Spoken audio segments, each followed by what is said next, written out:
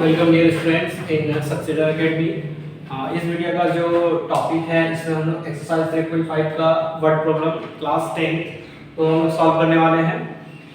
इसमें हम सारे जितने भी क्वेश्चन है वर्ड प्रॉब्लम को इतना ज़्यादा क्वेश्चन लिखना मेरे लिए सही नहीं था, तो हम हिंट लिख चुके हैं और उसी हिंट को देखते हुए हम सॉल्व करेंगे।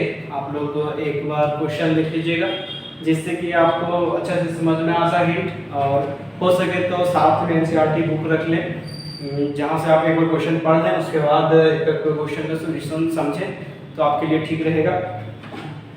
सबसे पहले हम लोग यही करने वाले हैं क्वेश्चन नंबर 1 वर्ड प्रॉब्लम का।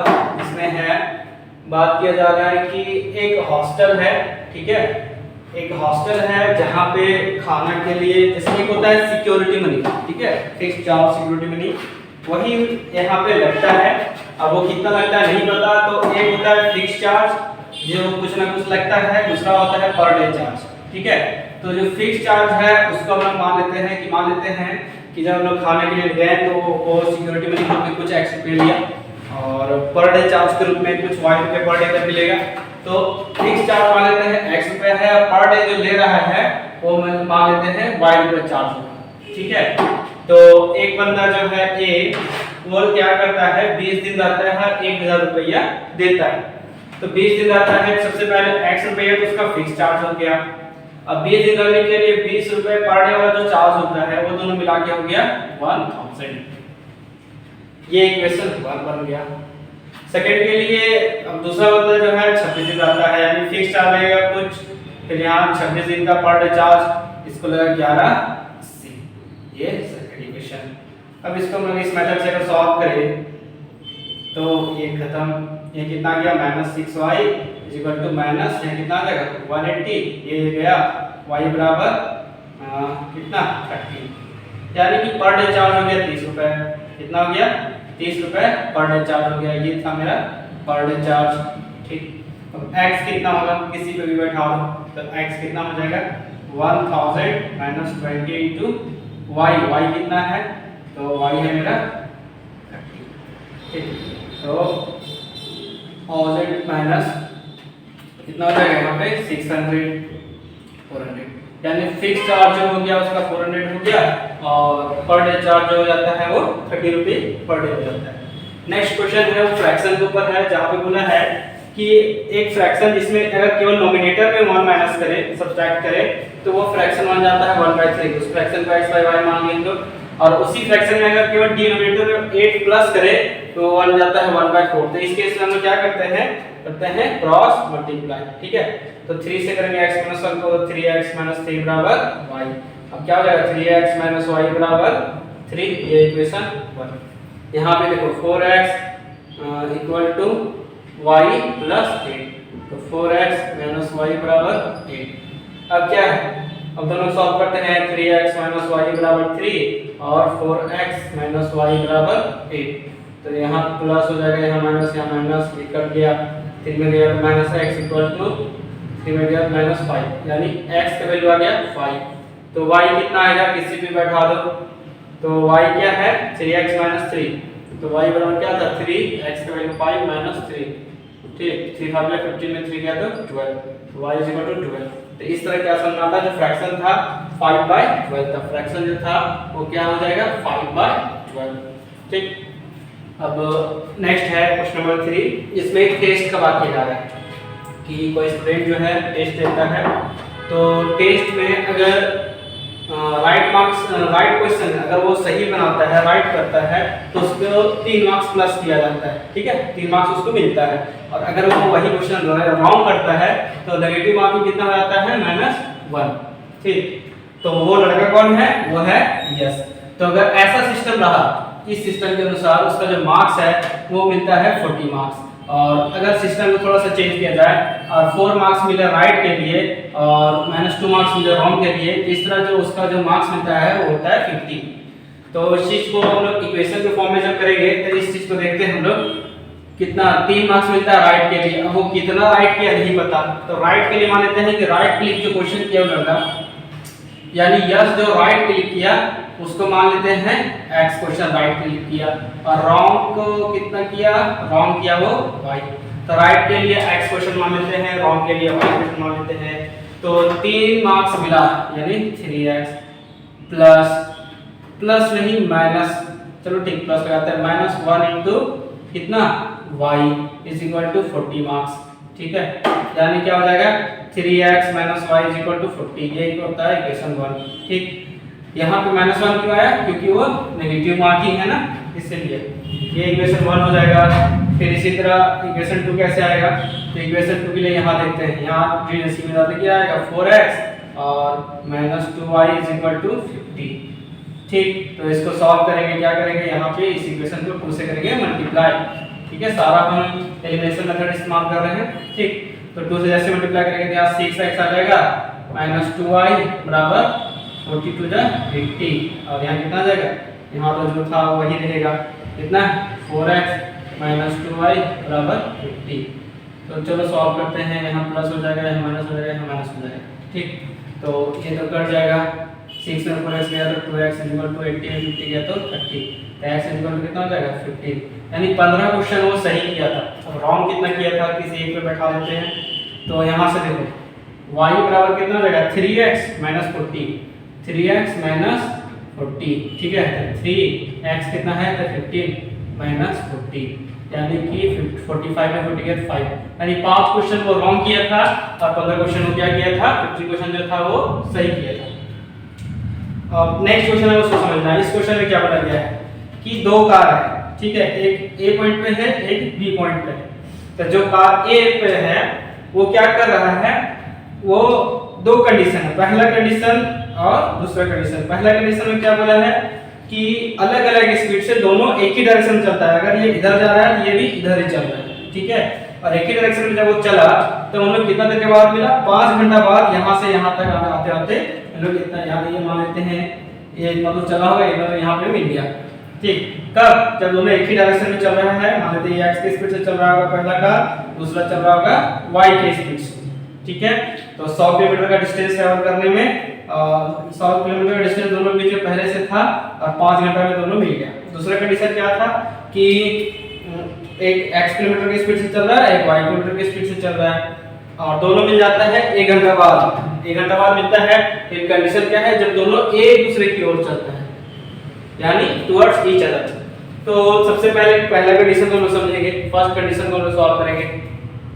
तो यहाँ पे जो फाइनली हमको देता है वो देता है टाइम। क्या देता है, वो देता है टाइम। तो और ये क्या है मेरा डिस्टेंस, 100 किलोमीटर का क्या है डिस्टेंस। तो इसको हम लोग सॉल्व करेंगे। ठीक, तो स्पीड से मतलब क्या होता है डिस्टेंस बाय टाइम, तो डिस्टेंस से जुड़ क्या होता है स्पीड बाय टाइम। तो यहाँ पर हमको डिस्टेंस तो पता नहीं है, तो हम लोग क्या करेंगे, हमको क्या दिया गया है, टाइम दिया है 5 आवर। तो टाइम इज इक्वल टू क्या हो जाएगा, टाइम इज इक्वल टू हो जाएगा डिस्टेंस बाय स्पीड। तो फर्स्ट कंडीशन में देखो डिस्टेंस कितना है, तो यहाँ से यहाँ तक ये चला, ठीक है, तो 100 किलोमीटर चला होगा। ठीक, और दूसरा कितना चला है, तो दूसरा दोनों का जो टाइमिंग है उसको देखा जाए तो दोनों कितना देर में चला है। अच्छा ठीक है, डिस्टेंस को लेके ही बनाते हैं। तो डिस्टेंस देखो, फर्स्ट में देखो सबसे पहले मान लेते हैं ए यहाँ से लेकर के यहाँ तक चला, कितना देर में चला, तो speed equal to distance by time, distance equal to speed into time. ठीक, तो यहाँ से यहाँ तक ये डिस्टेंस चला तो कितना दूर चला, तो कैसे पता करेंगे, तो इसका जो ये 5 घंटा चला ना, तो ये हो जाएगा 5x। इसमें से क्या करेंगे, ये भी 5 घंटा चला है 5y, तो इस तरह करके जो डिस्टेंस बचता है वो बचता है 100। अब ये कैसे हुआ ये समझो, 5 घंटा x के स्पीड से जब ये गाड़ी चला तो ये पहुंच गया होगा यहाँ पे। ठीक है, अब 5 घंटा जब y की स्पीड से ये गाड़ी चला तो ये पहुंच गया यहाँ से। तो यहाँ से यहाँ तक का डिस्टेंस में से यहाँ से यहाँ तक को घटाएंगे तो ये यहाँ से यहाँ तक कितना है 100 ही तो है, वही तो लिखे इक्वेशन 1। ठीक, अब सेकंड केस में क्या है कि 5 घंटा मतलब ये कितना देर चला, 1 घंटा ये कुछ दूर चला होगा, तो मान लेते हैं x। अब 1 घंटा ये भी कुछ दूर चलेगा, तो मान लेते हैं प्लस y, दोनों मिलाकर होता है 100। दोनों क्या है डिस्टेंस है। ठीक है, यानी यहाँ भी 1 घंटा था, यहाँ भी 1 घंटा था, और जो टाइम है, टाइम इनटू स्पीड क्या देता है हमको? डिस्टेंस देता है। तो ये भी क्या है, मेरा दो इक्वेशन बन गया। अब दोनों इक्वेशन को सॉल्व करेंगे। ठीक, तो सॉल्व करने के लिए क्या करना पड़ेगा? अगर इक्वेशन 2 को हम लोग 5 से कर दे मल्टीप्लाई तो क्या आएगा देखो। तो सबसे पहले तरह क्या था? 5x 5y। ऐसे करते इसमें कॉमन ही ले लेते हैं, वही सही रहेगा। इसको मल्टीप्लाई करो नहीं, इसी में अगर कॉमन ले लेते हैं तो इक्वेशन 1 क्या बन जाता है? देखो तो ये बनता है x y बराबर कितना? 20। ठीक, अब इस केस में देखो क्या हो जाएगा? इस केस में ये दोनों कट जाएगा। यहाँ 2x बराबर 120 तो x बराबर 60। अब जैसे ही x आ गया y क्या हो जाएगा? तो y देखो क्या हो जाएगा? x 20। ठीक है, तो यह 60 20 यानी कितना हो जाएगा? 60 में 20 गया तो 40। मतलब साफ है कि जो पहला है ये x कितना है? ये चल रहा है मेरा x है 60 की स्पीड से चल रहा है, 60 किलोमीटर पर आवर। दूसरा जो है वो 40 किलोमीटर पर आवर से चल रहा है। ठीक है, आंसर आ गया। लास्ट क्वेश्चन जो है उसमें एक रेक्टेंगल के ऊपर क्वेश्चन दिया गया है। रेक्टेंगल के ऊपर क्वेश्चन क्या है? तो वो है कि एक रेक्टेंगल के ऊपर दे दिया है और बोल रहा है कि अगर इसका लंबाई में 5 बढ़ा दो और चौड़ाई में 3, 5 घटा दो और चौड़ाई में 3 बढ़ा दो तो एरिया 9 से मिल जाता है। और अगर इसका लंबाई में 3 क्या कर बढ़ा दो और चौड़ाई में 2 बढ़ा दो तो इसका एरिया 67 बढ़ जाता है। तो सबसे पहले रेक्टेंगल का एरिया क्या होता है? तो रेक्टेंगल का जो एरिया होता है वो L इंटू बी होता है। ठीक है, तो L इंटू बी होता है। तो हमको तो पता नहीं अभी क्या है, सो अभी देखो क्या करते हैं। सो मान लेते हैं कि इसका लंबाई x था, चौड़ाई y था। ठीक, एरिया xy होगा।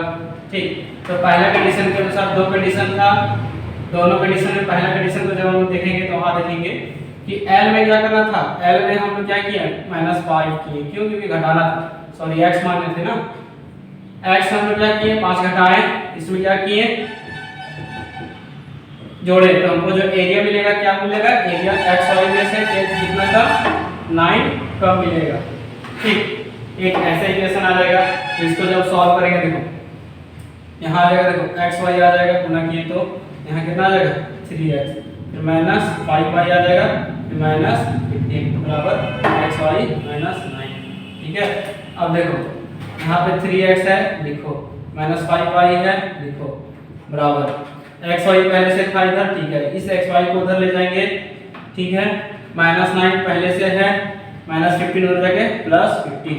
यहाँ कुछ हो रहा है क्या? हाँ हो रहा है। क्या? ये कट जाएगा। फिर यहाँ को कितना बचेगा?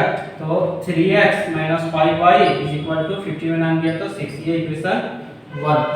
ठीक, अब सिमिलरली सेकंड कंडीशन की बात करेंगे। ठीक है, तो यहाँ कितना आएगा देखो तो कि x + 3 और y + 2। तो एरिया जो क्या हो जाएगा? xy में 67 बढ़ जाएगा। अब इसको सॉल्व करेंगे। देखो xy हो गया, फिर यहाँ हो जाएगा 2x, फिर 3y हो जाएगा और यहाँ हो जाएगा 3 2 जा 6 बराबर xy + 67। अब इस केस में क्या होगा? यहाँ देखो, हाँ 2y हो जाएगा, 3y हो जाएगा, 2x हो जाएगा। तो देखो 2x + 3y बराबर 67 में 6 जाएगा तो आ जाएगा 61 और ये xy कट जाएगा। ये इक्वेशन 2 है, दोनों को सॉल्व करेंगे, फाइनली हमको आंसर मिलेगा। तो सॉल्व कर सकते हैं, चलो कर देते हैं। तो इक्वेशन 1 को हम लोग क्या करते हैं? इक्वेशन 1 को करते हैं हम लोग किससे? तो 3 से, और इसको करते हैं 5 से। देखो 3 से करेंगे, 3 3 जा 9x और -3 5 जा 15y बराबर 18, और इसको 5 से किए तो 5 2 जा 10x + 15y बराबर 5 1 जा 5 5 6 जा 30। क्या हो गया? ये टर्म कट जाएगा, ये हो जाएगा 19x = 5 और 8 5 13 के 3 8 करीब 1 1 और 0 यहाँ 2 यहाँ 3 19 से कटेगा। देखते हैं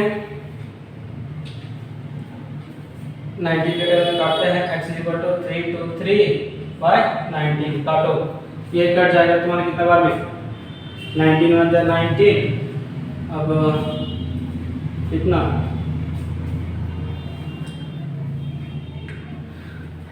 19 1 जा 19 हो गया, 19 20 और 19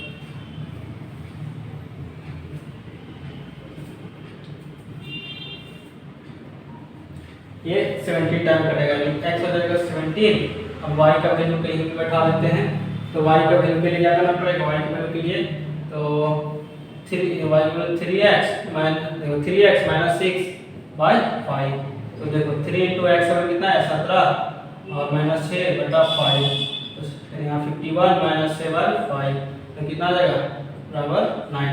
यानी कि यहाँ पर जो लंबाई l था ये था मेरा 17 सेंटीमीटर, जो भी होगा 17 यूनिट, और ये हो जाएगा 9 यूनिट। इस तरह फाइनली हम उत्तर करते हैं। और आप लोग अगर समझ में आता है, अच्छा लगता है, तो प्लीज़ चैनल को सब्सक्राइब कर लीजिए और लाइक कर लीजिए, और हो सके तो अपने फ्रेंड्स के साथ शेयर कर लीजिए, ताकि मेरा मेहनत भी मुझे दिखे और आप लोगों के लिए भी फायदेमंद हो।